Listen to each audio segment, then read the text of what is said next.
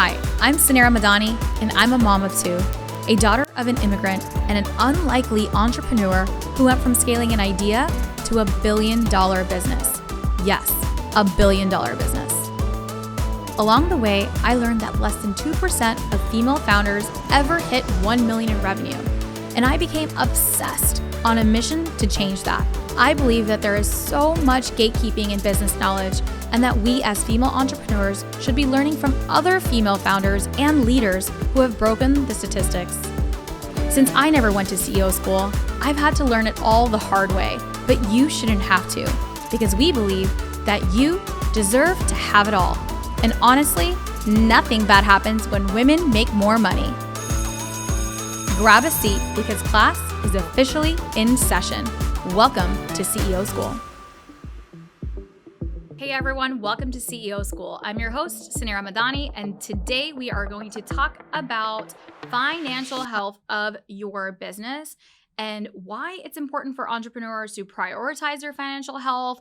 What does it actually look like? What are some mistakes that we make as entrepreneurs? So we're going to talk all things financial health for your business, because this month we are talking all things money, because nothing bad happens when women make more money, and we need to keep more money in our business. And so that is what we're going to talk about. We're going to talk about how we can structure our business to ensure that the business is set up correctly financially, that we have the right tools to grow, and that we have great habits when it comes to our business financial health, so that we don't end up in failure or bankruptcy or honestly, putting ourselves out of business because we didn't effectively manage our cash flow.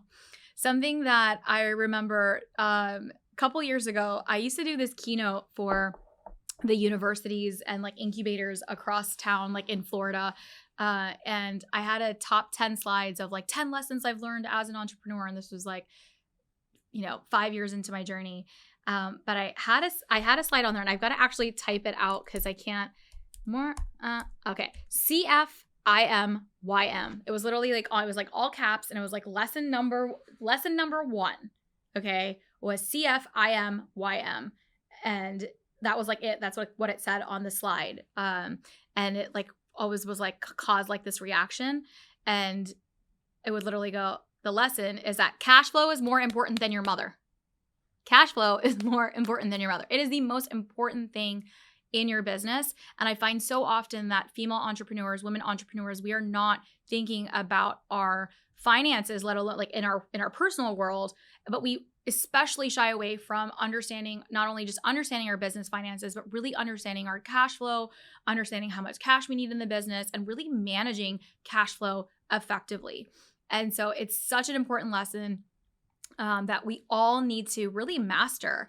And as an entrepreneur, as a finance major, I will tell you that it never came naturally for me.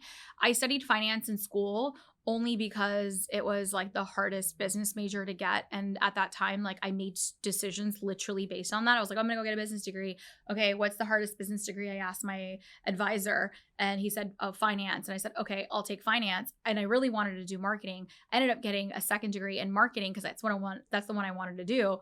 But I always thought, okay, hey, I can go get a marketing job if I have a finance degree, but I can't go get a finance job if I have a marketing degree. And so I felt like the finance degree would give me more options. And that was like one of the reasons why I ended up choosing it. But even though I had a university degree in finance from a very reputable school, when I was managing my business, I felt like seriously all of that was still out the door. Like it was still so hard as your business scales to truly understand what are the right things that we have to be thinking about.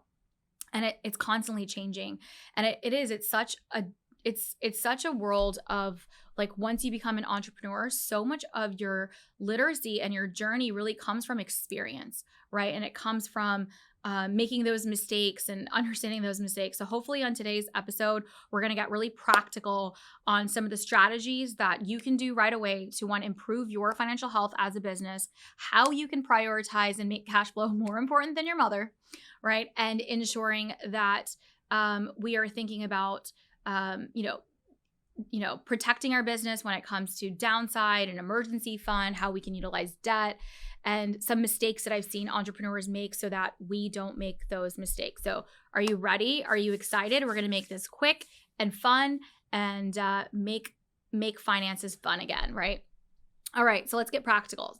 So the first step is really getting clear on understanding your current financial situation as a business. So one, it truly means, and this can be applied for those that don't have a business yet. You could literally take this, everything I'm about to say right now, and plug it into your personal finances. But I want to focus on our business here. So it's so important for you to create a proper budget, tracking your expenses, and truly analyzing the cash flow.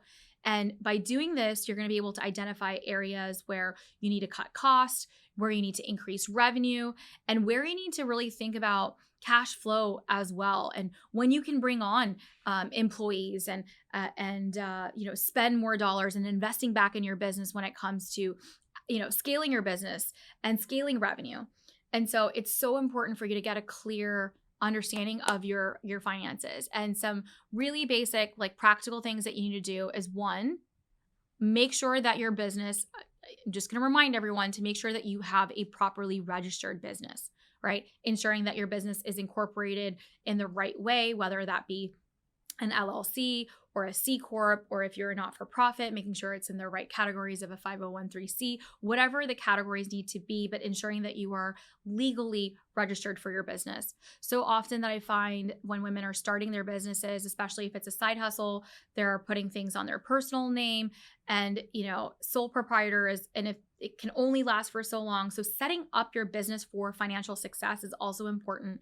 So make sure that you have an accountant and a financial advisor that you can go to and ensure that you, one, have your financial goals, but also that your accountant is registering that business effectively in the right way for your business type and style.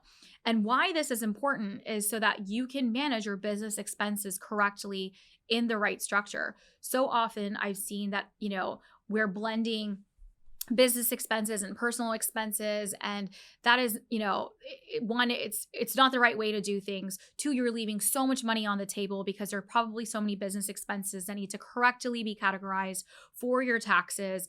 And it's also important for you to be able to separate out and understand what is like the true financial health of the business entity itself.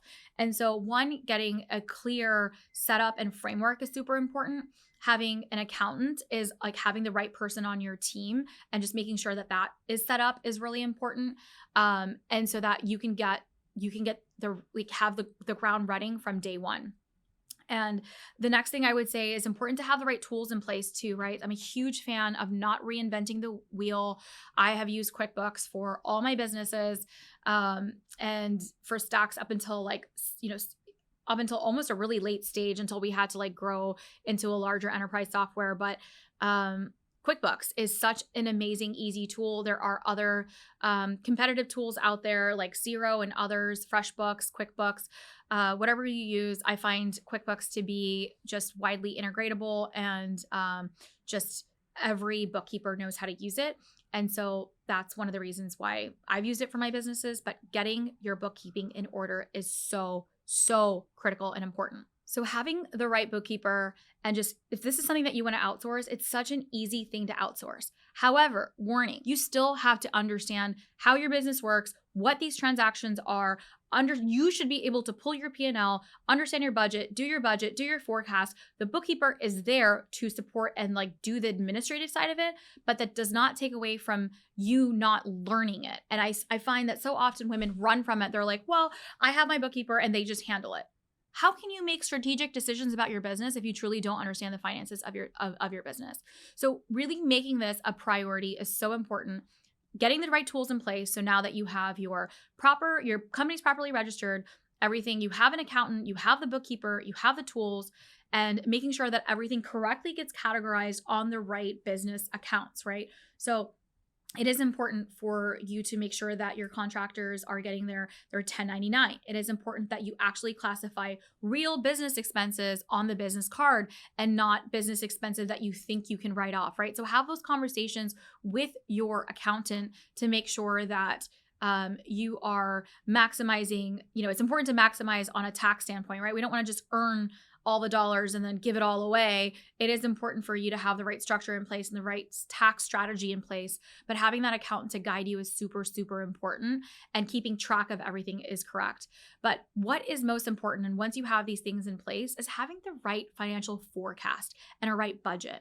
So a budget, just like you have your own budget for your personal finances and for your groceries and for what you're spending, that's the same for your business. You have a revenue forecast, right? And then you have a budget associated with it. And you want to ensure that you are positive in your cash flow, that you're earning more than what you're spending. Now, not all businesses are going to be profitable, and that's okay, right? Depends on the style of your business and if you're investing for growth, etc. But it is important for you to understand what the goals are and create a proper financial plan and a financial forecast.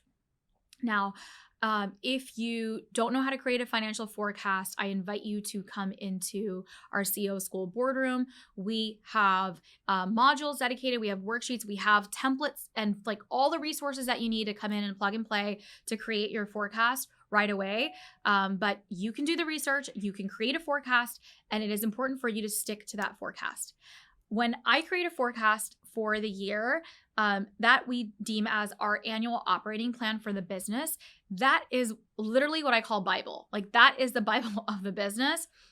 And it's transparent. The team has it. We know what revenue projections we need to hit.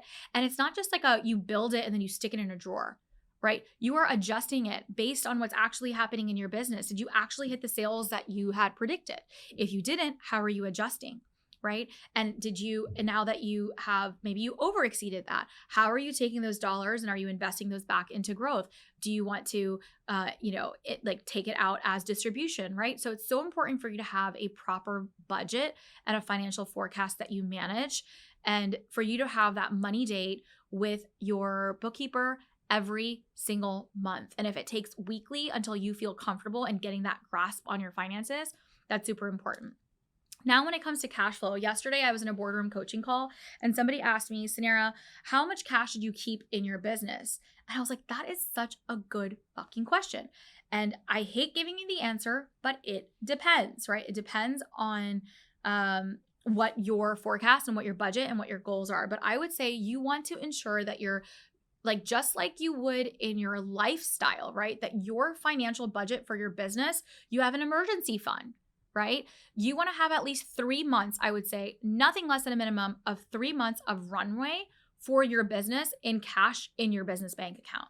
So you don't want to be operating just like you wouldn't want to operate in your personal life, living paycheck to paycheck. You wouldn't want to operate on your business financial plan with like living month to month on your expenses and like how you're going to make payroll. So you want to be comfortable. So I would say at a minimum, 3 months of cash flow in your business. And I would say 6 months would be ideal. Right? If you have enough cash flow to get you through an 18-month runway, and that would be so amazing and so fantastic, but you might be in startup mode and you might not have that privilege to have an 18-month runway, or you don't have investors and like you're bootstrapping the business. So I would say that no less than 3 months, 6 months would be a solid goal for you to have enough cash flow in your bank account to manage your business. Next, I want you to think about having a plan for managing any debt for your business, right? So debt can be a burden if it's not managed properly. And so making sure if you have debt, if you have a business loan, if you want to get a business loan, right? Debt is not a bad thing. Leveraging financial debt is part of scaling and growing your company. And if you can do that and if that's part of your growth plan, that is awesome. And you should leverage debt correctly. And so debt is not a bad thing, but making sure that you are paying off your debt in the right plan, that you have it, avoiding unnecessary debt if you don't need it. It's so important for you to think about debt as a tool, but I don't want that to be a crutch in your business. And so that's super important. We talked about having a solid emergency fund, right? So having 3 months of runway and having that capital is also so important. You don't want to be at a point where you get hit with expenses that you weren't expecting. Like literally, I feel like I get one unexpected invoice every single month. That's like some $10,000 invoice that I'm like, where did this come from? So having that emergency fund, just like you would in your personal life, it's important for you to have in your business as well. And then it's important for you to create a solid plan and have like the right education and financial literacy of your business. So the more that you are learning and, are equipped, the better informed you're going to be about like making decisions for your business, right?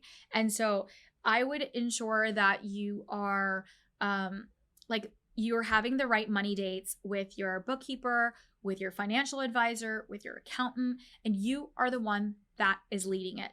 Don't like you are the one that's leading the agenda. You are the one asking the questions, and don't be afraid to ask for help, right? It is absolutely okay to ask the questions, ask for help, and make sure that you really do understand, your financial outlook for your business and what you can do to improve that, and what options you have. And even from like a tax standpoint, there are so many things. I think we had a tax advisor on a couple months ago on the show, but it's so important for you to understand, what are ways that you can, are you paying yourself, right? Like how many of us I find so many times as like female entrepreneurs, we're not even paying ourselves, right? We wait at the end to see if there's anything and then we like take a distribution. Make sure that you are paying yourself a salary, right? Making sure that you are putting money away into some sort of IRA or some sort of investment account for your retirement that can be funded by the business, right? What are the like the tax write-offs that you can ensure that you're capturing,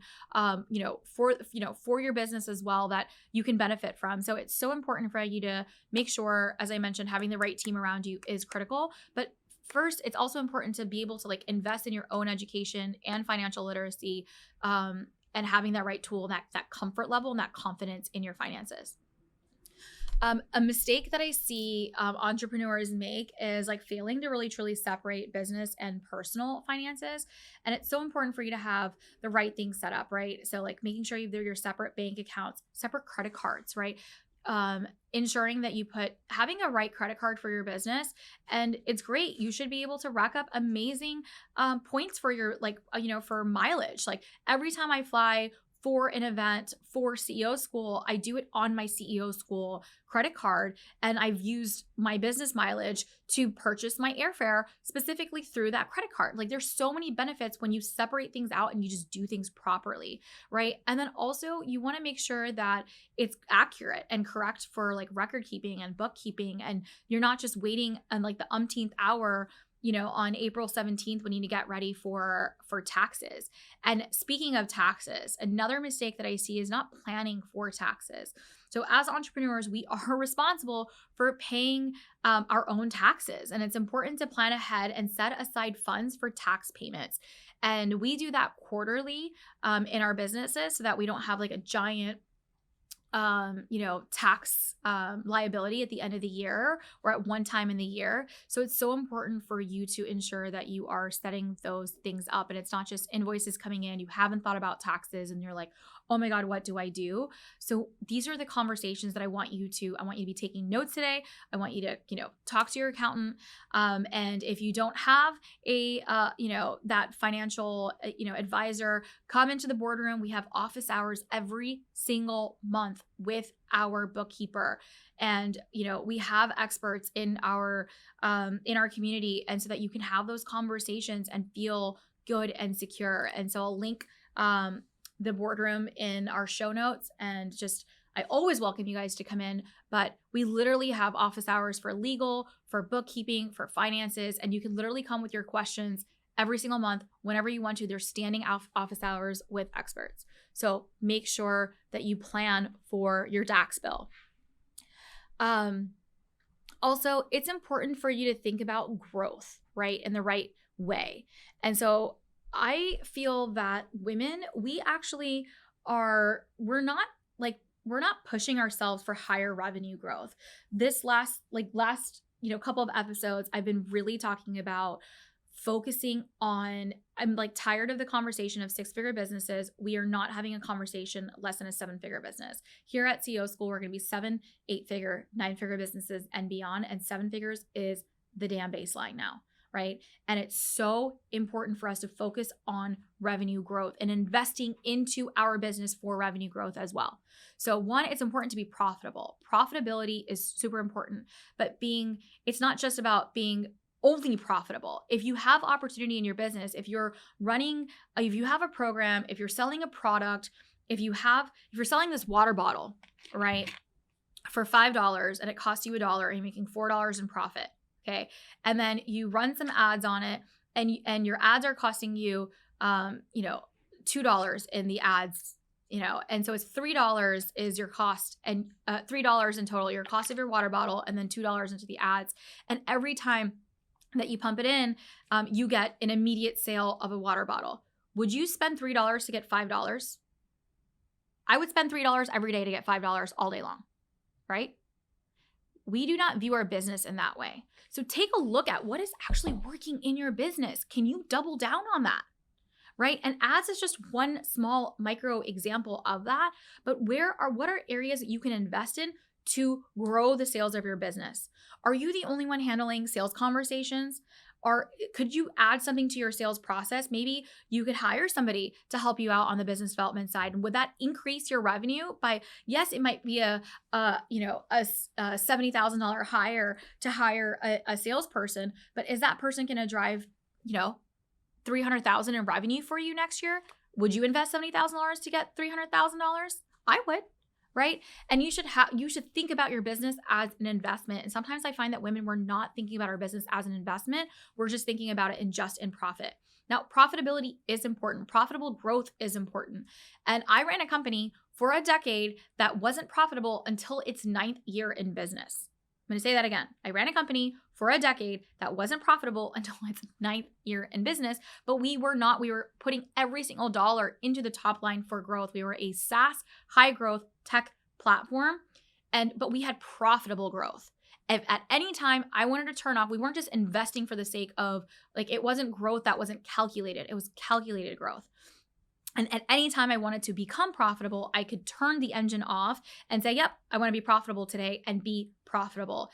And it was important for us to decrease our burn rate over the years. And that is what we were able to do. And I just want to share that there are styles of businesses that are not just always on profitability. But I want you to be smart about your growth rate, right? And growth rate is important. Growing your business is also important for you to really scale it. If you want to have a business that exits, if you want to have a business that's going to last upon generations, that's going to create generational wealth, we need to be thinking about our business as a fucking asset, okay? And we don't view it that way.